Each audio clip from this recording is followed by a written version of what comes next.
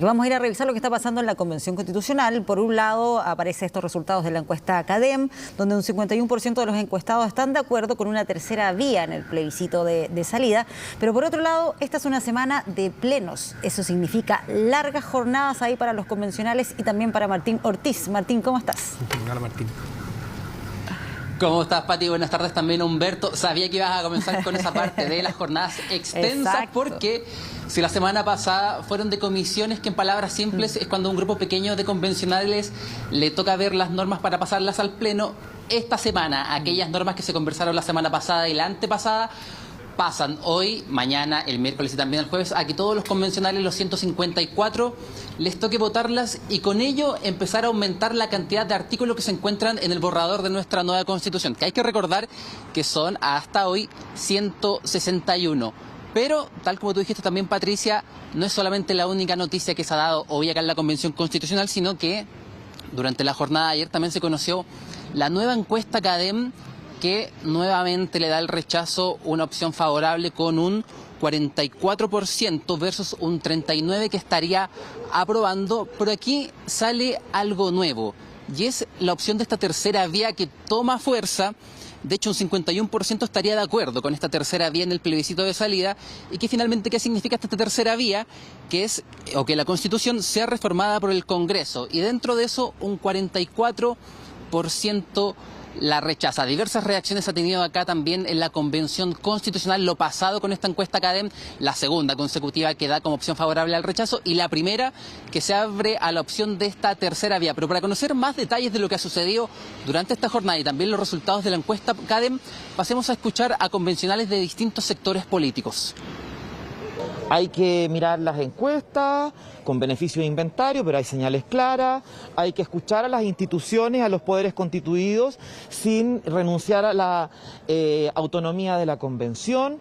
Por tanto, yo hago un llamado a las y los convencionales a construir los acuerdos más grandes posibles. Hago un llamado a la mesa directiva a comunicar de mejor manera los avances de la convención, pero también a adoptar una postura crítica cuando haya que hacerlo.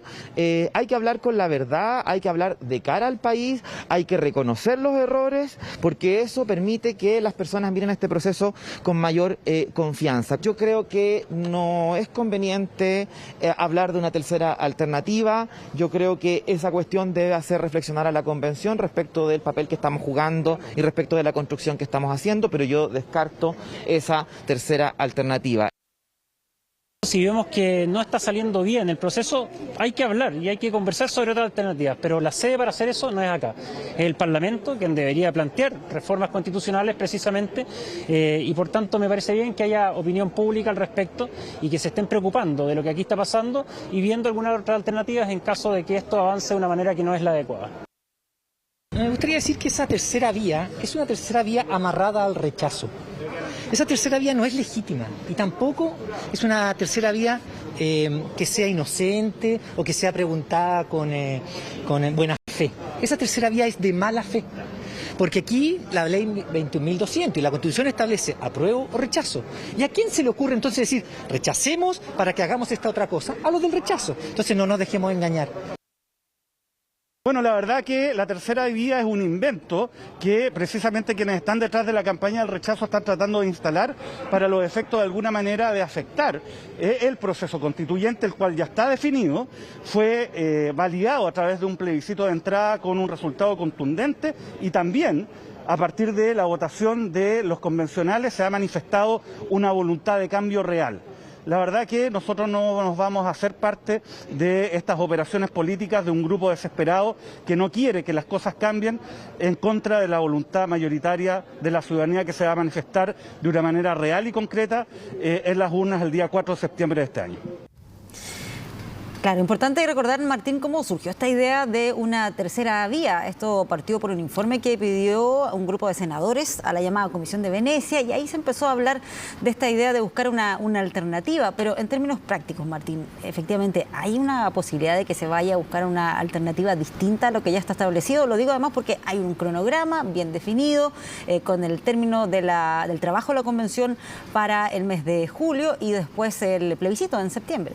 O sea, ya tiene la prórroga, además. Además, ya está listo, sí.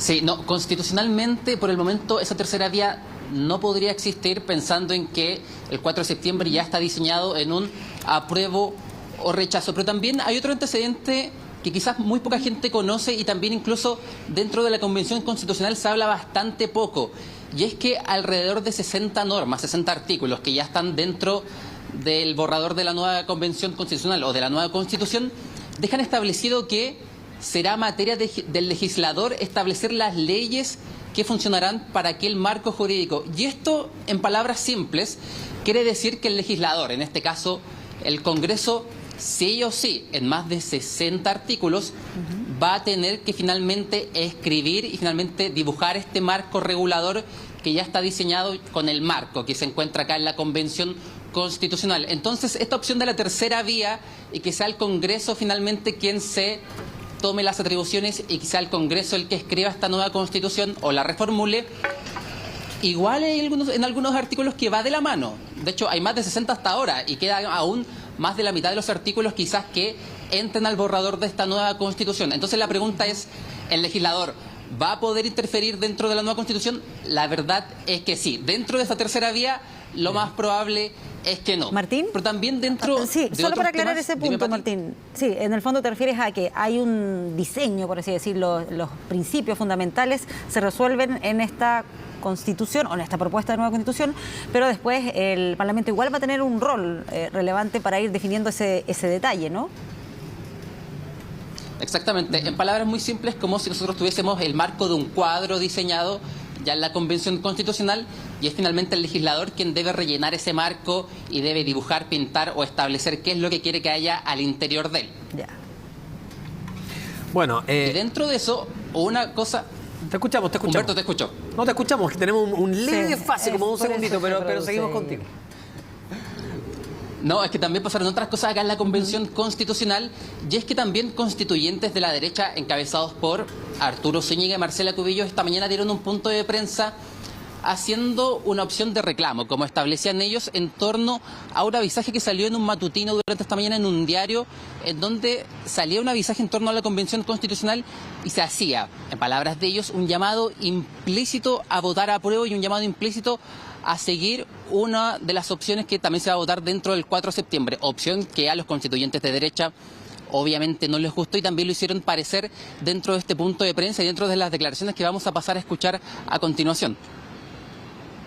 Lo que nosotros venimos a denunciar, que nos parece un total descriterio el día de hoy, en donde el país está sufriendo una de las peores inflaciones, donde a la gente le cuesta llegar a final de mes por el aumento que ha tenido el aceite y el precio del pan, destinarse millones de pesos en una publicidad para mejorar la imagen de la convención. La imagen de la convención se mejora aprobando artículos de sentido común, que hagan sentido a la ciudadanía, que hagan sentido a las demandas ciudadanas de salud, de pensiones, de educación, de vivienda y de seguridad. Vamos a pedirle a los diputados para que oficien a SECPRES, porque ¿quién contrató esto? ¿Con qué atribuciones se contrató? ¿Cuánto costó? ¿Con qué recursos? Y además nos parece que la coalición de Boric, que es la que tiene la hegemonía, que es la convención, mientras tenemos a todos los chilenos sufriendo lo que es hoy día los costos de vida, se estén gastando la plata de los chilenos en un aviso como este. Bueno, estaban las declaraciones tanto del convencional Arturo Zúñiga como también de la constituyente Marcela Cubillos, quien dijeron que iban a oficiar finalmente a los parlamentarios de la UDI para que se establezca en torno a la Secretaría General de la Presidencia de dónde proviene este avisaje y también de dónde se sacaron los dineros para aquello. Y en torno, y solamente para resumir lo que está pasando hoy acá en la Convención Constitucional, durante esta tarde se va a votar lo que probablemente pueda ser el primer artículo de nuestra nueva Constitución, que está en la Comisión de Principios Constitucionales, y después de aquello, Sistema de Justicia también va a tener un pleno donde se va a ver sistema indígena y también cómo va a estar conformado el Consejo de Justicia, que en palabras simples va a ser este Consejo Autónomo que va a estar a cargo de revisar normativas dentro de la Corte Suprema y también al interior del Poder Judicial. Sí, y el miércoles, si no me equivoco, cuando se va a votar sistema político, que es donde se va a definir ahí qué pasa con el Senado, se elimina, se reemplaza. Ahí veremos entonces qué ocurre con eso. Muchas gracias, Martín, por este despacho. Buenas tardes.